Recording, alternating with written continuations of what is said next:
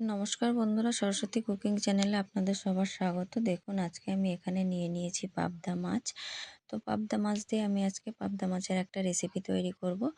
চলুন রেসিপিটি শুরু করি। সবার প্রথমে পাবদা মাছে আমি একটু লবণ, অল্প একটু হলুদ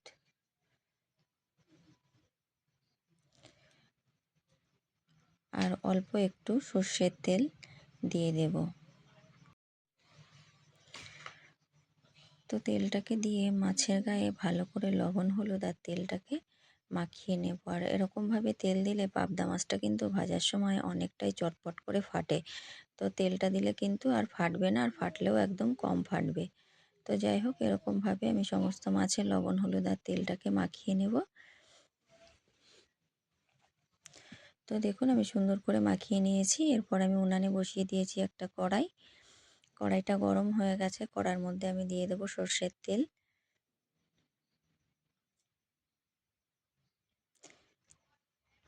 তেলটাকে আমি কড়ার চারদিকে একটুখানি ছড়িয়ে দেব। তো তেলটা দেখুন গরম হয়ে গেছে। তেলের ভিতরে এবার একে একে সমস্ত মাছগুলো দিয়ে দেব। মাছগুলো এক পিঠ ভাজা হয়ে গেছে, এবার আমি উল্টে দেব। তো উল্টে পাল্টে সমস্ত মাছগুলোকে আমি ভালো করে ভেজে নেব। তো দেখুন, মাছগুলো ভাজা হয়ে গেছে, এবার আমি উঠিয়ে নেব। তো দেখুন, ঠিক এরকম লাল লাল করে আমি সমস্ত মাছগুলোকে ভেজে নেব। তো দেখুন, সমস্ত মাছগুলো আমার ভাজা হয়ে গেছে। এবার মাছগুলোকে আমি উঠিয়ে নেব।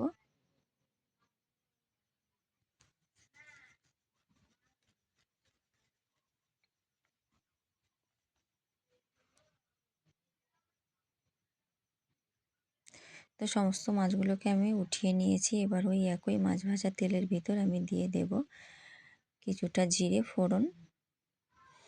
এখানে আপনারা চাইলে কালো জিরেও দিতে পারেন, কিন্তু আমি জিরেটা দিলাম।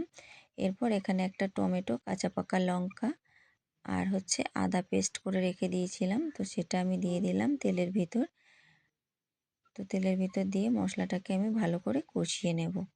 আর মাছ ভাজা তেলে সবসময় মাছ রান্না করলে কিন্তু মাছটার টেস্টটাই আলাদা রকম হয়, মানে মাছের ঝোলের টেস্টটা কিন্তু অনেক ভালো হয়।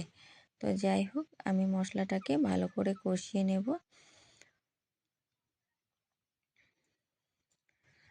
তো দেখুন, মশলাটাকে আমি একটু কষিয়ে নিয়েছি। এবার আমি মশলার ভিতর দিয়ে দেব স্বাদ মতো লবণ,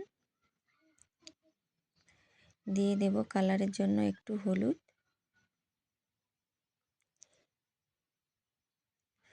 তো লবণ হলুদটাকে দিয়ে আমি মশলাটাকে ভালো করে আর একটু কষিয়ে নেব। তো মশলাটাকে আমি ভালো করে কষিয়ে নিয়েছি, মশলা থেকে তেল ছেড়ে দিয়েছে। এরপর আমি এর ভিতরে দিয়ে দেব অল্প একটু জল। জলটা দিয়ে আমি মশলাটাকে আর একটুখানি কষিয়ে নেব।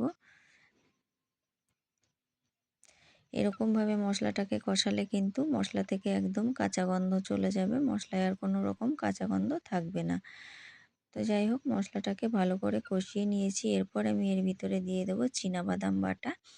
বন্ধুরা, এরকমভাবে পাবদা মাছ রান্না করলে স্বাদ কিন্তু অসাধারণ হয়। এখানে আপনারা চাইলে, এটা আমি পোস্তর বদলে কিন্তু চিনাবাদাম বাটাটা দিয়েছি।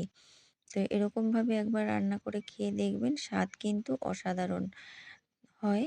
তো এর ভিতর আমি দিয়ে দিলাম অল্প একটু কাশ্মীরি রেড চিলি পাউডার।